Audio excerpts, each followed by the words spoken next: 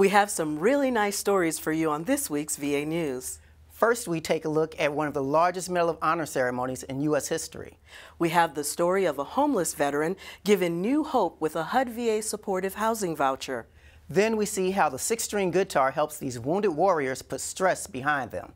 Hello, I'm Carmen Cordoba with the Office of Administration's Media Services Division. And I'm Prince Taylor with Operation Security and Preparedness. You're watching VA News.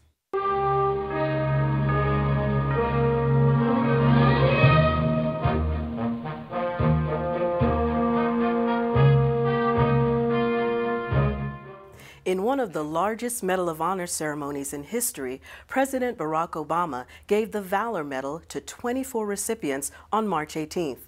All but 3 of them are deceased, some for the action in which they were being honored. Family and friends stood in for the deceased. Now, this ceremony reminds us of one of the enduring qualities that makes America great, that makes us exceptional.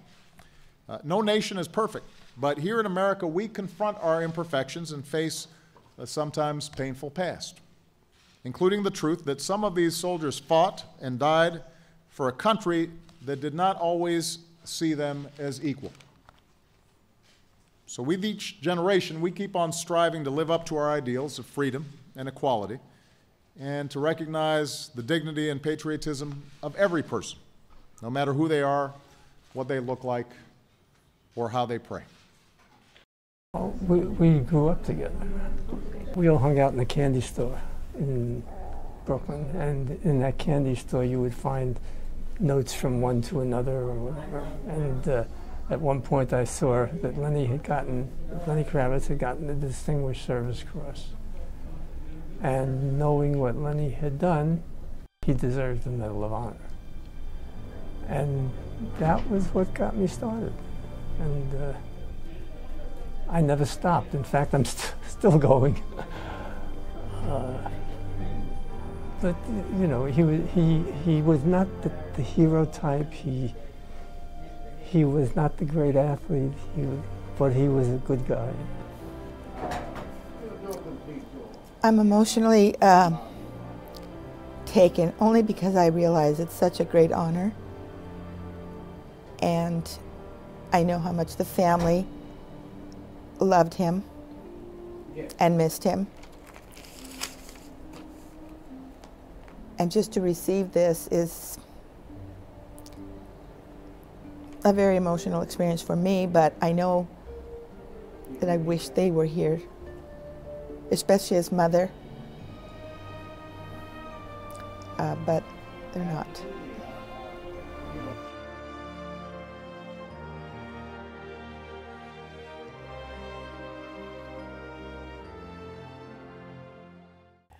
During the 16th Winter Haven Stand Down for Homeless Veterans in January, VA News videographer England Reeder met someone that quickly captured his undivided attention. Roswell Goler had been homeless and with little hope until the HUD-VASH voucher program restored enough in him to get back on his feet. I became homeless in, I want to say, about 2007. Nothing to call your own. You have no key to open a door to come in and feel safe. You're not sure enough if it's food you eat. You're scared to trust anybody. I had to start pretty much all over again, get my life back together again, trying to find a place where I'm gonna feed myself at every day. You know, it was challenging. I reached out for the VA. My VA counselor, he said, we're gonna put you down for this VASH program. He said, keep calling me every month and I'll see if something come through. Just having it in your hands doesn't mean anything. The work is all on you. Got to deposit the money, found a place, and here I am now. 180-degree change. I mean, I'm not dirty no more, I'm not hungry anymore. All my problems I had in the past, they're all solved now. I'm able to go to school now without any worries. So I will tell every veteran out there, don't give up on yourself. Because there's people out there that help you, you just gotta reach out for help. They're there. CRIC is the Community Resource and Referral Center. These are places where veterans at risk of becoming homeless can get help. Visit the VA.gov website for locations and more information. It isn't always easy to strike the right chord. It takes a lot of patience, a bit of know-how, and even then it might not be quite right. Tony Brazier and John Reiner of the Employee Education Systems Resource Center at Jefferson Barracks sent us this great story.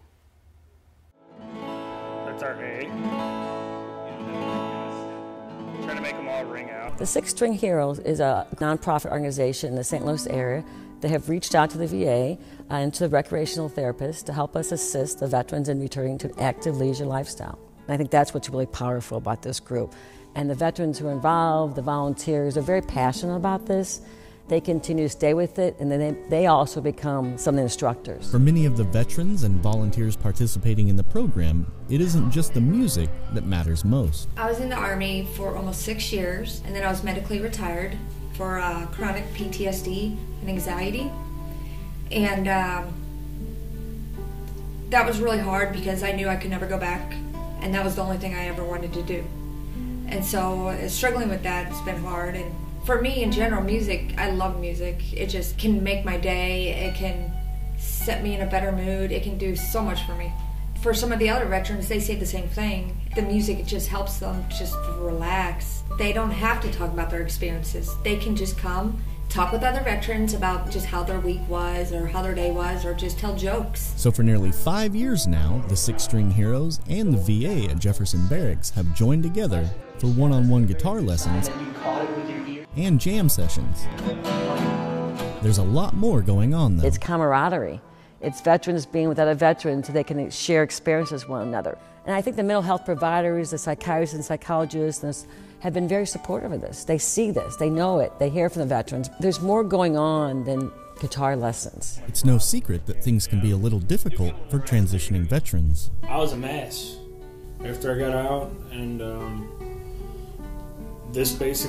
guitar program's really been pretty fulfilling. It's on a Monday, so you have to be good throughout the weekend. Half of it's a social aspect of it too. You know, you're talking with other veterans that have kind of been in your shoes before as well. You don't want to be coming in there hungover. You don't want to be a slouch in there. You want to be in there squared away. You know, you're coming to the VA and you're coming to help people out. The fulfillment isn't just one-sided. Both the instructors and those receiving lessons share a deep sense of gratitude. You work hard all, and then you come here to teach us. That's great, man. And I appreciate it. Yeah. Oh, you're doing a good job, man. All the hard work that veterans and volunteers are doing has been earning the program a lot of exposure. Recent news pieces and media attention have brought the Six String Heroes from local radio and TV all the way to feature stories on national news. But getting the word out is nothing new to this group. They're very active. They have a Facebook page. You know, they do things in the community. They do fundraisers. They do social things. So I think, like I said to you, it's more than the guitar. It's more than guitar lessons. Is they get a social network. And I think the biggest thing is we don't want to enable our veterans. We want them to move forward. There are some veterans who like to come to the VA. But there's more than the VA. They go to restaurants together. They go to different music activities, music concerts together. There is this activity you can continue in the community. And that's just what the program and the VA are playing at. Getting vets integrated back into society, 6 strings at a time. Reporting from the VA Medical Center at Jefferson Barracks in St. Louis, Missouri, I'm Tony Brazier.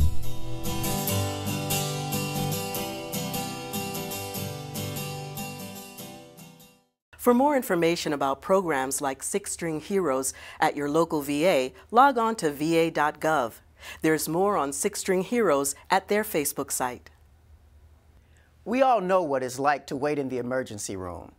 Well, you can cut that in half for tens of thousands of veterans who visit VA's largest medical center emergency department operation. Dr. Hussam Safar leads the ER team at the Michael E. DeBakey VA Medical Center in Houston. He says a new software product developed by VA's Office of Information and Technology is a game changer for veterans visiting the ER, as well as for the healthcare professionals making decisions to either admit or discharge them once they're seen. Before the EDIS, it was about 8.5 hours for the people who are waiting to be admitted, for our patients waiting in the emergency room to find a bed and move them to their location on the nursing unit. It was 8.5. After we started the EDIS, now we cut it by almost half, and now we are up to 4.5 hours wait time to find a bed in the hospital. The EDIS before, when we heard about it, it was something that everybody feared to use because it was a demanding software that wanted everybody involved in it. But when we start using it slowly, now we found that it's a blessing and we cannot live without it. Everybody loves it, the patient loves it, everyone, the ER nurses, the doctors, the X-ray technicians, they don't have to come and look for the patient now, it's every day on the board. The EDIS was the perfect tool for us to see ourselves in the mirror, to see what we are doing. We had a lot of issues before with the patient's flow. We couldn't manage it. With the help of the EDIS was the right tool for us to tell us how long the patient is waiting, how long it takes to the doctor to see the patient, how long it takes us to make a decision about the patient, and how long it takes us to move the patient out of the emergency room. So now we have it in real time, and we could act on it and fix our deficiencies. EDIS allows the ER to record, track, and monitor patient status during their visit. It gives medical staff the ability to get a full view of the treatment a patient has received and provides hospital personnel an accurate assessment of their facility's bed management system for a more efficient admission process.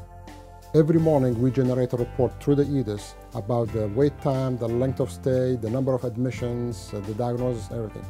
So through the EDIS, we were trying to fix, we were working on the time and the wait time before see the nurse, and it was 44 minutes. Before that, we weren't capturing that. So now with the EDIS, we start cutting it. So we went from 44 to 30 to 35, to 20, and now to 14. So slowly, we are using the EDIS to help us. And this what was the purpose of the EDIS, is the tool to help us manage the patients and expedite the patient's flow to the emergency room. And we used it to the best we could.